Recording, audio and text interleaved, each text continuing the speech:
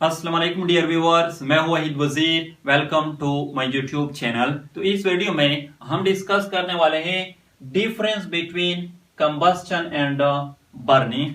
क्योंकि मेजॉरिटी जो स्टूडेंट होते हैं और टीचर होते हैं वो सिर्फ ये कहते हैं कि combustion is also called burning, यानी कंबस्टन को बर्निंग भी कहा जाता है। तो इसमें डिफरेंस क्या है? पहले तो ये नोट कर लें कि all combustion are not burning but all burnings are combustion. इसका मतलब यह है कि जितने भी कंबस्टन है सबको हम बर्निंग नहीं कह सकते, लेकिन जितने भी बर्निंग्स हैं सबको हम कंबस्टन कह सकते हैं। इसका मतलब यह है कि बर्निंग जो है ये टाइप है कंबस्टन की। कंबस्टन क्या है?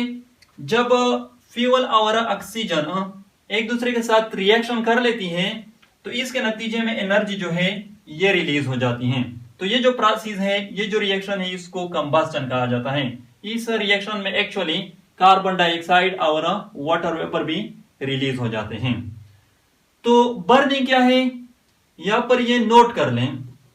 ये जो प्रोसेस है इसमें अगर फ्लेम जो है ये प्रोड्यूस ना हो जाए तो इसका मतलब ये है कि ये जो एनर्जी रिलीज हुई है ये सारी की सारी हीट फॉर्म में रिलीज हुई है। और अगर इस रिएक्शन में फ्लेम जो है ये भी प्रोड्यूस हो जाए तो इसका मतलब ये है कि इस रिएक्शन में ये जो एनर्जी रिलीज हुई है कुछ एनर्जी हीट की फॉर्म में रिलीज हुई है और कुछ एनर्जी लाइट की फॉर्म में रिलीज हुई है। तो दोनों फॉर्म में, यानी अगर इस रिएक्शन में फ्लेम जो है ये प्रोड्यूस ना हो जाए तब भी ये कंबस्टन है, और अगर इस रिएक्शन में फ्लेम जो है ये प्रोड्यूस हो जाए फिर भी ये कंबस्टन है। बर्निंग क्या है? सिर्फ इस केस में हम कंबस्टन को बर्निंग कह सकते हैं। यानी अगर इस रिएक्शन में फ्लेम जो है ये प्रोड्यूस हो जाए तो इसको फिर हम कहते हैं बर्निंग। अगर फ्लेम जो है ये प्रोड्यूस ना हो जाए फिर इसको हम बर्निंग नहीं कह सकते, लेकिन कंबस्टन कह सकते हैं।